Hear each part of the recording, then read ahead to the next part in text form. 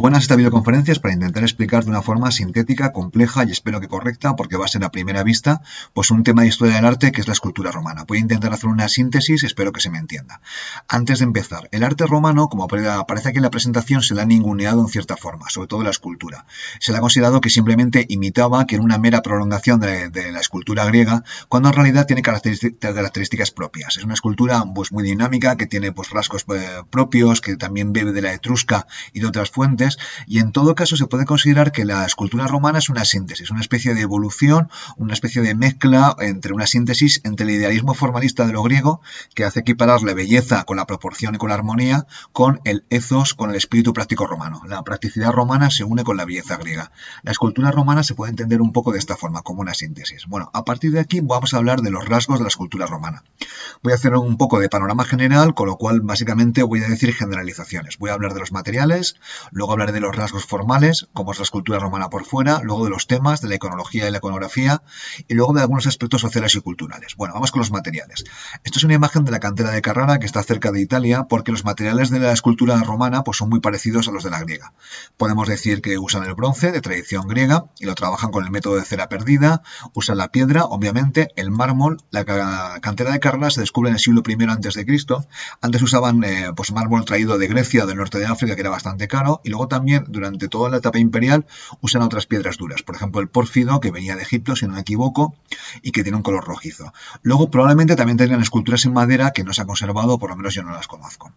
Bueno, ahora hablaré de las características formales. La forma como es la escultura romana, pues por fuera, los aspectos exteriores. Se puede hablar que sigue los principios de armonía y proporción, típicos del arte griego. También se puede hablar del realismo, del verismo, que es un poco del rasgo definitorio de la escultura romana. Quizás este verismo, este realismo, hay una excepción durante el periodo de Augusto, de la dinastía Julio-Claudia, pero en general la escultura romana es bastante cercana a la realidad. Luego también la función práctica, que puede ser de tipo religioso, estética, proyección de poder. Esto rasgos que definen la forma. Y luego, técnicamente, hablando de la forma, pues la escultura romana pues son formalmente perfectas.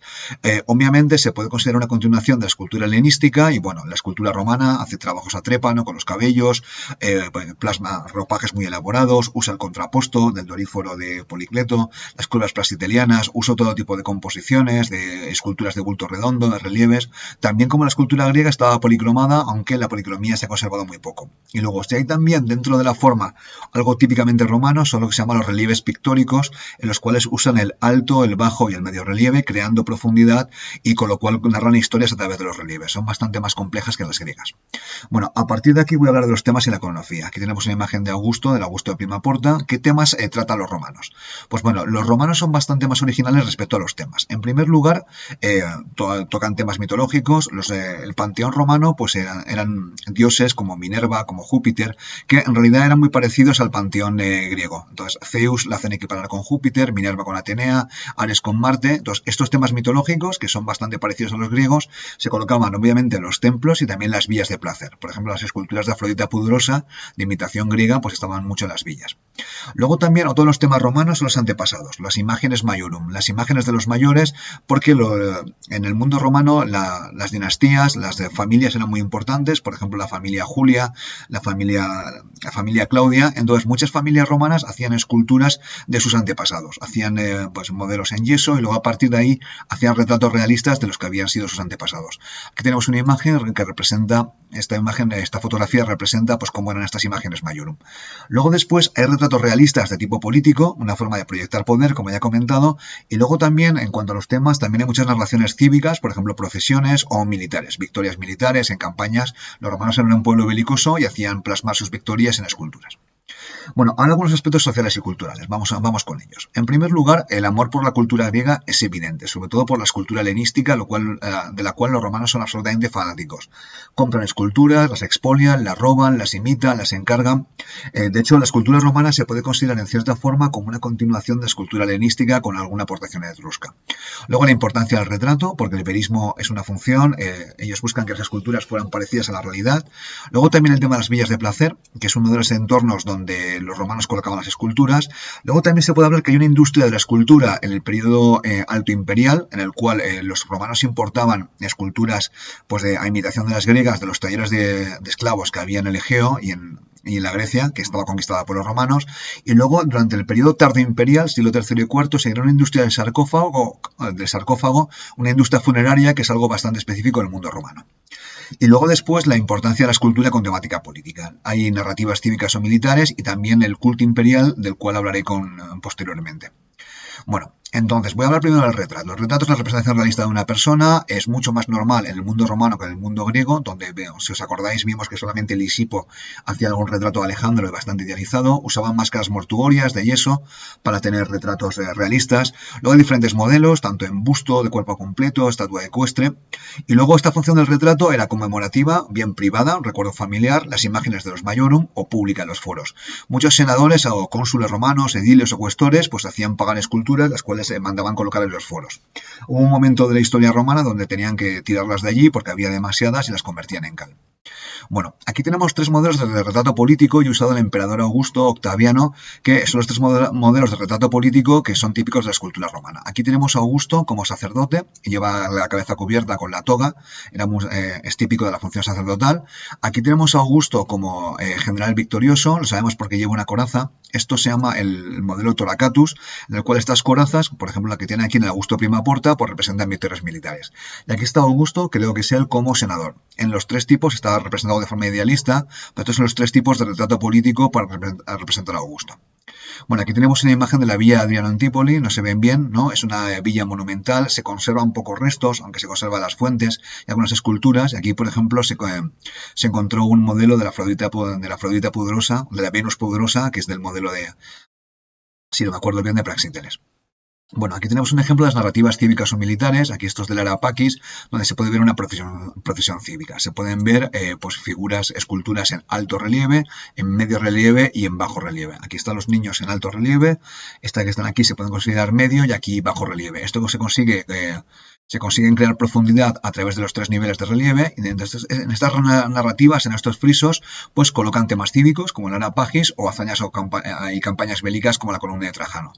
En general son bastante realistas, aunque estos se hacen con una función de propaganda. Augusto, por ejemplo, en el Arapakis o Trajano en la columna de Trajano, están haciendo propaganda a sus éxitos como emperador. Bueno, a partir de aquí voy a hacer una cronología simplificada de la escultura romana. Si yo tuviera que sintetizarla en 4 frases, la simplificaría de esta forma. Estoy hablando del final de la República hasta el final del Imperio. Tenemos el periodo tardo republicano, que es el final de la República, cuando es un periodo de guerras civiles, y aquí predomina el realismo y la influencia de la cultura etrusca, que todavía era muy importante. Luego está el periodo de Augusto, la dinastía Julio-Claudia, que es en la primera mitad más o menos del siglo I, donde se pone de moda el idealismo griego. Augusto promovió pues, la imitación y copia de los griegos. Luego después, a partir de la segunda mitad del siglo II, está la dinastía Flavia y luego en el siglo II los antoninos, que se vuelve al realismo, y luego durante el periodo final, siglos III, IV y V, el siglo III fue un periodo de anarquía, pues muy confuso, con guerras civiles, con pandemias, fue un siglo durísimo. Se produce lo que se llama una simplificación de la escultura y luego los mensajes son más religiosos, más complejos, más elaborados, más complicados de adivinar. Y luego también, como os he comentado antes, se crea una industria del sarcófago que se hace muy popular en el mundo romano. Aquí tenemos el material pórfido que os he hablado con anterioridad, que es un color rojo, es una piedra durísima. Entonces algunos romanos, pues en algunas esculturas romanas se hacían con este material. Bueno, aquí tenemos también un ejemplo del cambio estético del periodo final. Es una escultura que está en el Basílica de San Marco, en Venecia. Son los tetrarcas, que eran los gobernantes del imperio en el periodo final, y se puede ver cómo la estética ha cambiado sustancialmente.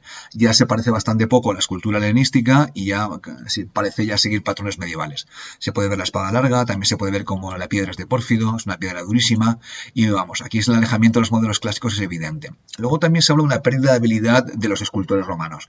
Bueno, esta pérdida de habilidad es una posible explicación. La otra explicación es que no querían esculpir como a la manera helenística. La influencia de religiones mistéricas, como el culto a Mitra, Isis o el cristianismo, pues parece ser cambió los parámetros, los temas de la escultura. Bueno, ahora voy a pasar por los periodos mostrando las esculturas que a mí me han parecido como más relevantes. Primero hablaré del periodo tardo republicano, republicano, el final de la República, y aquí se puede hablar, como he comentado antes, de influencia etrusca y de retratos de tipo realista. Los etruscos eran un pueblo que vivía al norte de Roma, se caracteriza por tener una escultura funeraria con diferentes niveles de complejidad y por apostar por cierto realismo. Aquí se puede ver un modelo de terracota, está en el Museo del Arte Etrusco de Roma, es absolutamente espectacular y se puede ver cómo son dos esposos que están en una especie de sarcófago. Aquí podemos ver otro modelo que está en el Museo Arqueológico de Florencia, que es de una calidad menor, en mi opinión, pero sigue el mismo patrón. Los etruscos parece que impregnaron en los romanos pues un amor por el realismo, al menos en el tema funerario. Esta es escultura etrusca, que no tiene mucho que ver, la Quimera de Arezzo, que está en el Museo de Arqueología de Florencia, que es espectacular y se puede ver cómo los etruscos también trabajaban en el bronce. Bueno, aquí tenemos un ejemplo de busto republicano, entonces donde se puede ver la imagen de un patricio romano, de rostro anciano, severo, serio, que está en el Metropolitan de Nueva York. Es una escultura pues, de tipo tardo republicano, vamos, obviamente hacen énfasis en el realismo. Luego hay algunos autores que dicen que este realismo es un poco fingido, porque a los romanos les gustaba añadir arrugas, porque para los romanos una persona anciana significa también una persona sabia. Bueno, aquí tenemos bustos de la época, de los generales romanos que se enfrentan. Aquí a la izquierda tenemos a Pompeyo Magno, que se esculpe con este famoso flequillito que está imitando el retrato de Alejandro, el Lisipo. Pompeyo Magno se hacía titular Magno porque quería imitar a Alejandro Magno. Y aquí tenemos a su gran rival, Cayo Julio César. Se piensa que esta escultura es suya y ambas se caracterizan por cierto realismo y por representar personas que se parecen a gente normal. Y aquí tenemos dos esculturas míticas de la escultura tardorrepublicana, el retrato de Lucio Junio Bruto, uno de los fundadores de la República. Está hecho en bronce, se pueden ver los apósitos en los ojos, está en el Museo Capitolino en Roma, y aquí está el viejo Torlonio, que también es un ejemplo de escultura tardorrepublicana. En ambas figuras, ¿vale? Parece que son realistas, pero también al mismo tiempo puede estar intentando desprender cierta autoritas, edad, sabiduría, como he explicado antes. A veces la arruga es bella, y para los romanos parece ser que sí que lo era. Aquí tenemos una escultura bastante polémica, que es la Loba Capitolina, que también se encuentra en el Museo Capitolino, el Museo de los Conservadores en Roma, donde vamos. Se puede ver que es una escultura, los gemelos que están aquí claramente son renacentistas, pero luego hay cierta discusión si esta loba es de origen etrusco o fue hecha o fue fundida durante el periodo medieval. En cualquier caso, es una imagen icónica de Roma y la colocaré en el periodo tardorrepublicano simplemente porque es una de las hipótesis. Bueno, aquí finalmente voy a hablar de este Hércules, es un Hércules de bronce, que estaba en el famoso Foro Boario, uno de los foros más antiguos de Roma, y se pensaba que estaba dentro de este templo, que se conoce también como el Templo de las Vestales, o el Templo de Hércules Víctor o Hércules Olivario. Se puede ver que es Hércules porque lleva aquí el garrote, porque aquí tiene las manzanas del jardín de las Hespérides, y es una escultura que sigue un poco los patrones helenísticos. Y bueno, aquí finalmente voy a hablar de esta escultura, el Mariscal de Tívoli, que se encuentra en un museo de Roma, no está en el Capitolino del Vaticano, está en otro, que es el Museo Nacional Romano, donde se puede ver cómo se mezclan los temas romanos, porque el señor que está aquí es un mariscal, es un líder romano, pero que han cargado un retrato hecha a la griega. Se puede ver cierta curva praxiteliana muy ligera, se pueden ver los ropajes, se puede ver la estética helenística y al mismo tiempo la temática romana. Bueno, ahora voy a pasar a la segunda etapa, que es la etapa de Augusta o de la dinastía Julio-Claudia, donde Augusto, el emperador, parece que se tiende hacia el idealismo griego. Hay una clara imitación. Si tenemos que hablar de una escultura de época de la dinastía Julio-Claudia, hablaríamos sencillamente de esta, que es el Augusto de Prima Porta, encontrado en la villa de Prima Porta, donde vivía su mujer Livia. Es una escultura realizada cuando Augusto ya había muerto, y él murió muy anciano, así que aquí se le representa muy joven, con lo cual obviamente están representando a Augusto de una forma ideal. Es famoso es una escultura de tipo Toracatus, con coraza. La coraza que está aquí es espectacular, narra una victoria, un triunfo de Augusto político, devolviendo pues, un estandarte que se había perdido, y se puede ver aquí abajo un Eros, que es el hijo de Afrodita, montado en un delfín. Es una escultura de una calidad inmensa. Aquí están las influencias, se piensa que es influencia del Aringatore, una especie de político que estaba arengando las masas en el foro romano. Está vestido, y aquí también se piensa que tiene influencia del Doriforo, que es una escultura clásica del periodo clásico griego, que parece que influenció a Augusto Prima Porta. Por ejemplo, la posición de los pies, en el que vaya desnudo. Aquí, como Augusto se le representa con los pies descalzo, pues es el tema que había sido divinizado o se había iniciado el culto imperial.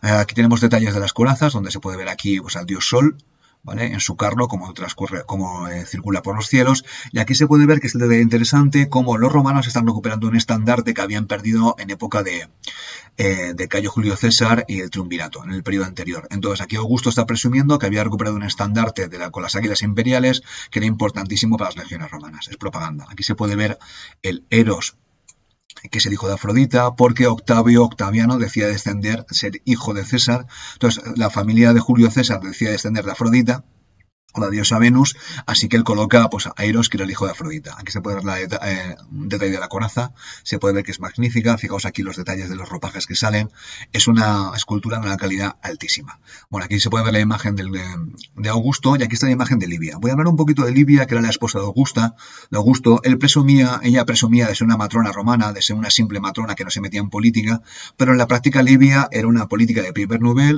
nivel que hizo de coemperatriz con su marido. Era una persona poderosísima y cuando murió Augusto, ella se encargó de hacer su escultura que reivindicaba pues, su figura como divina. Él crea lo que se llama el culto imperial. Mediante este culto imperial, a partir de ahora los emperadores harían centenares, decenas de copias de su efigie y las repartirían por todo el imperio. Entonces, estas esculturas de los emperadores romanas estaban en los templos y las élites locales tenían que ir a hacer pues, sacrificios o ofrendas. Era una forma de demostrar pues, que rendían pleitesía al emperador.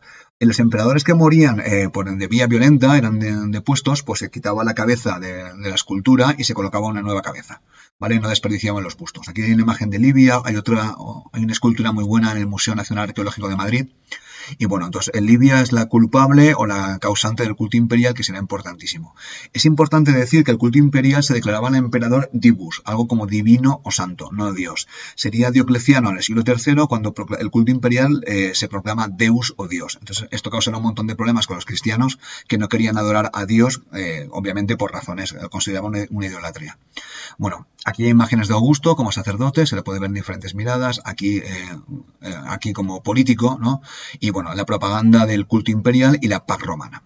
Bueno, ahora voy a hablar de la segunda gran obra de escultura romana, que es el Arapaquis o el altar de la paz. Este altar de la paz fue descubierto en el siglo XIX, si no me equivoco. Es un altar enorme y tiene numerosos relieves. El descubrimiento fue tan importante que en Roma, en el siglo XX, crearon un museo solamente para aquí. Este es un museo de arte un museo de estilo contemporáneo en Roma, que es bastante raro, y aquí dentro se encuentra el altar de la paz conservado. Es una reconstrucción de cómo sería el altar de la paz, la he sacado de internet, así no sé hasta qué punto esta reconstrucción sería correcta o no. Estaba policromado, como la escultura romana, también el Augusto Prima Porta estaba policromado, y se pueden ver detalles interesantísimos. Aquí están los róleos o motivos vegetales, aquí está el motivo a Candilieri, y aquí arriba hay procesiones donde se puede ver a los nobles romanos, a los patricios y los personajes más importantes que procesionan pues celebrando la paz. Bueno, esto es una imagen de la procesión, se puede ver altos, bajos y medios relieves, son figuras realistas, algunos van como sacerdotes, son sobre todo chicos, y hay niños en algún lugar porque Augusto promovía la natalidad y es una procesión cívica celebrando la Pax Romana. Y luego en este altar de la paz también hay una parte donde se celebra la paz. Aquí está una representación en relieve de la diosa Paz, donde se puede ver el detalle de los paños mojados de Fidia y se puede ver la paz, que recuerda a la Virgen María, pero obviamente no es, que es la madre de la riqueza. Aquí se puede ver la riqueza representada con dos niños, así orondos, bien alimentados, y en el regazo de la paz, obviamente hay todo tipo de frutas, verduras, animales, porque esto es propaganda política y Augusto está diciendo que ha traído la Pax, la paz y la prosperidad al imperio y a la República Romana. Aquí se puede ver un detalle más en blanco porque es la reconstrucción, creo, y aquí se puede ver los detalles. Se puede ver que la calidad de este relieve es altísima y se llama el altar de la paz y con razón. Aquí se pueden ver detalles que os he dicho antes, los róleos o motivos vegetales, el motivo a Candilieri, que tuvo una fama que se usó muchísimo en época renacentista. Este es un motivo en el friso a la greca, que también se utiliza muchísimo, y esto está todo en el altar de la paz. Bueno, la etapa Flavia voy a hablar bastante poco, pero aquí se vuelve a reintroducir el realismo. Aquí tenemos una imagen del emperador Vespasiano, ¿vale? Donde se representa calvo, con la cabeza más o menos grande, y es una imagen de persona normal, de persona realista. Entonces, durante los Flavios se retoma el realismo, entonces puede ser esto una tendencia en el arte romano o también una idea política, porque los Flavios se encargaron, era una dinastía bastante nueva, eran un poco usurpadores de la Julio Claudia, entonces ellos, para hacerse más cercanos al pueblo romano, se representan de forma realista. Estos los Flavios son más conocidos por haber hecho el Coliseo, el anfiteatro Flavio, ¿vale? Y entonces probablemente sea parte de su política para mostrarse cercanos al pueblo romano. También en esta etapa hay un montón de retratos de damas romanas. Vamos, aquí está el motivo, esto es el peinado de avispa, donde se puede ver los diferentes retratos de las damas romanas que en cada época van variando. Bueno, ahora voy a entrar a la última etapa, que es la etapa de los antoninos. Aquí tenemos una imagen de, si no me equivoco, de Antonino Pío, del primero, bueno, el primer emperador de esta dinastía fue Nerva, este es Antonino Pío. Es una dinastía que gobierna unos cuantos años, 40, 50, 60 años, y bastante estable. Es la época del apogeo del Imperio Romano. Entonces, la primera escultura de la que voy a hablar, la más importante, es la escultura ecuestre de Marco Aurelio. Aquí encontramos una reproducción en la Piazza del Campidoglio, en Roma, y al lado del Museo de los Conservadores. En la Piazza del Campidoglio fue diseñada por Miguel Ángel en el Renacimiento. Creo que ahí estaba el Ayuntamiento de Roma, y el palacio que está cerca se utilizó por la Comunidad Económica Europea para firmar el Tratado de Roma, que se firmó aquí en el 57. Así que es el sitio un poco, pues, el kilómetro cero del mundo romano, que es el Monte Capitolio. Esta escultura es falsa, es una reproducción. La buena está dentro del museo, obviamente, y se puede ver, pues, la magnífica técnica de la escultura ecuestre de Marco Aurelio. En el caso del resto de esculturas, su destino normal hubiera sido ser fundida, porque había un montón de esculturas de bronce de emperadores y todas ellas fueran fundidas porque el bronce valía dinero. ¿Y por qué esta se salvó? Porque los papas, alguno de ellos lo confundió a Marco Aurelio, que es la figura que está aquí, con Constantino. Constantino era el emperador que había proclamado el edicto de tolerancia con el cristianismo, que era considerado un santo, así que le confundieran con Constantino le salvó la vida. Es una escultura ecuestre de gran tamaño. Aquí probablemente habría un bárbaro derrotado, porque Marco Aurelio, el emperador filósofo, se pasó toda su vida batallando, y es una escultura magnífica. Es hueca por dentro, la técnica es bronce dorado, se conservan algunos rastros. Se ve que está arengando a las tropas, como estaba la Vingatore o el Augusto de Prima Porta. Va sin estribos, porque en esta época no se habían inventado. Y luego se puede ver aquí en el rostro cómo tiene la barba. Los antoninos se representan con barba porque ellos presumían de ser filósofos. Los filósofos tenían barba, están imitando un poco la escultura griega, a pesar de ser mostrados de forma realista. La técnica es magnífica, se puede ver el bronce dorado, se puede ver los detalles de la silla de montar en el caballo, los detalles de la bota. Es básicamente una escultura magnífica. También se puede ver aquí, por la foto, que el tamaño del jinete es bastante desproporcionado. El caballo es muy grande, pero el jinete es bastante grande para el caballo, y se puede ver cómo saluda. Es una escultura magnífica en los museos capitolinos, y básicamente es una de las grandes obras maestras de la historia del arte. Esta escultura ecuestre luego fue imitada por Donatello con el Catamelata en el siglo XV, si no me equivoco, y a partir de aquí la escultura ecuestre se ha convertido en una especie de hito de todas las ciudades. Cualquier rey, general o gente famosa, pues hace una escultura a caballo. Esto es una escultura también de la época de los antoninos que a mí me parece fascinante, me parece muy buena. Es la escultura de Cómodo. Cómodo es el emperador que aparece como malo en Gladiator, y él tenía la costumbre de bajar al Coliseo a pelear. Y aquí se hace representar Cómodo, pues como le gustaba a él, como Hércules. Se puede ver que es Hércules porque lleva un garrote en una mano, se puede ver que tiene la piel de león, que es un trofeo de Hércules, las manzanas del jardín de las Hespérides, y luego aquí abajo se pueden ver dos cornucopias. Entonces es una escultura de Cómodo representado como Hércules. Es un busto magnífico que se encuentra también en el Museo Capitolino. Bueno, ahora voy a hablar de las columnas conmemorativas, porque en la época de Trajano se construyen dos de ellas, y en la época de los antoninos, y la columna más conocida es la columna de Trajano, que se encuentra en el antiguo foro de Trajano. Esta columna fue cristianizada. Aquí hay una imagen, creo que es de la Virgen o de un santo, y como fue cristianizada, pues eso le salvó de los despojos de haber sido convertida en cal, como fueron convertidas casi todas las esculturas o los templos romanos por la gente de la Edad Media. Entonces, esta columna estaba en el foro de Trajano. Aquí estaba la Basílica Ulpia, donde había una biblioteca, y aquí se puede ver la escultura de Trajano que está aquí. Era una obra enorme, en un foro imperial, y esta columna conmemorativa de Trajano, en este caso, pues estaba destinada, pues, a mostrar las glorias del emperador y cómo Trajano había conseguido victorias increíbles en la campaña contra los dacios, que era un pueblo que se encontraba en Rumanía. Se puede ver aquí, pues, probablemente Trajano cruzando el Danubio porque creó un puente, y todo tipo de escenas militares de forma que se van subiendo en forma de espiral, ¿no?, de forma helicoidal, y que narran toda la campaña. Esto artísticamente no es que sean una maravilla, son un trabajo de relieve, pero para los historiadores nos dan muchísima información sobre cómo era el mundo militar romano y cómo tenían lugar las campañas. Bueno, luego también hablaré de Adriano, que es otro emperador de la dinastía de los antoninos, que también se hacía representar a la griega. Adriano es un emperador que reina muchos años, en teoría es una época de prosperidad, fue bastante menos belicoso que Trajano, y él se encaprichó, se enamoró de un esclavo llamado Antino. Antino lo tenemos aquí, y este esclavo Antino parece ser que murió durante un viaje a Egipto. El emperador encaprichado pues mandó a hacer muchísimas esculturas de él. Entonces tenemos esculturas de Antino por todo el Imperio Romano. Es la obsesión imperial, el amor del emperador Adriano. Aquí tenemos la vía Adriano en Tívoli, que ya he hablado de ella, donde había una escultura de Venus pudorosa, y es una vía enorme para el uso y disfrute del emperador. Y aquí tenemos la última escultura del periodo antonino, que es una escultura, un busto de Caracalla. ¿vale? No es del periodo antonino, perdón, Caracalla es posterior, creo que es del siglo III. Caracalla lo que hace es aprueba la ciudadanía para todas las personas del imperio, así que todo el mundo era ciudadano y tenía que pagar impuestos. Y este retrato de Caracalla, que tiene mucho verismo, le representa siempre con cara de mala leche, enfadado, ¿vale? Pues le llamaban Caracalla Satanás y es uno de los retratos más auténticos, más psicológicos del mundo romano. Bueno, ahora voy a hablar de la escultura final. Voy a hablar del siglo III, IV y V. Voy a ser muy rápido porque es un periodo donde, aunque hay esculturas, y hay muchas, pues a lo mejor pues hay un cambio de paradigma de modelos respecto a modelos anteriores. En la escultura final podemos hablar de colosos de gran tamaño, esculturas simplificadas o por lo menos con un modelo de belleza diferente y luego la industria del sarcófago. Bueno, hay menos escultura porque durante el siglo III hubo un montón de guerras civiles, los bárbaros adquirieron más potencia militar, aprendieron a cómo pelear y hubo todo tipo de disturbios. Entonces, para mejorar la defensa del imperio, hubo varios emperadores que dividieron el imperio en 4 partes y cada uno de las partes pues fue encomendado un tetrarca. Y cada uno de estos tetrarcas gobernaba un cuarto del imperio. Obviamente, en teoría, estos tetrarcas tenían que estar en paz, pero al final acabaron en guerras entre ellos.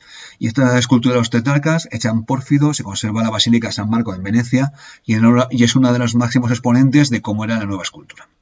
Aquí tenemos esculturas colosales, que son típicas del periodo final, que sobre todo las hizo Constantino. Se conservan un par de ellas, por lo que yo sé. Esto es una escultura en mármol de Constantino, con esa nariz característica. Se puede ver el tamaño del brazo, porque creo que es un brazo.